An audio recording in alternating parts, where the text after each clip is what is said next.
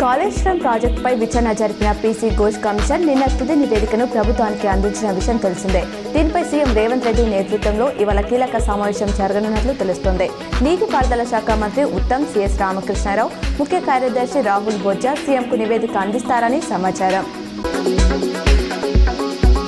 Sriram Sagar ప్రాజెక్టులోకి inflow తగ్గుముఖం పట్టింది. గత 3 రోజులుగా ఇన్ఫ్లో మరింతగా తగ్గింది. గడిచిన 24 గంటలు ప్రాజెక్టులోకి 5276 క్యూసెక్ల నీరు వచ్చి చేరగా ప్రాజెక్టు నుంచి అవుట్ఫ్లోగా 774 పోతుంది.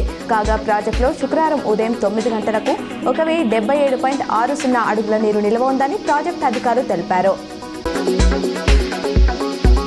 పార్టీ ఫిరాయించిన ఎమ్మెల్యేలపై 3 నెలల్లోగా స్పీకర్ నిర్ణయం తీసుకోవాలని సుప్రీంకోర్టు నిన్న తీర్పిచ్చిన విషయం తెలిసిందే. దీంతో ఫిరాయింపు ఎమ్మెల్సీలపైన అనర్హత వేటు వేయాలని కోరుతూ సుప్రీంకోర్టులో బీఆర్ఎస్ పిటిషన్ దాఖలు చేయనున్నట్లు తెలుస్తుంది.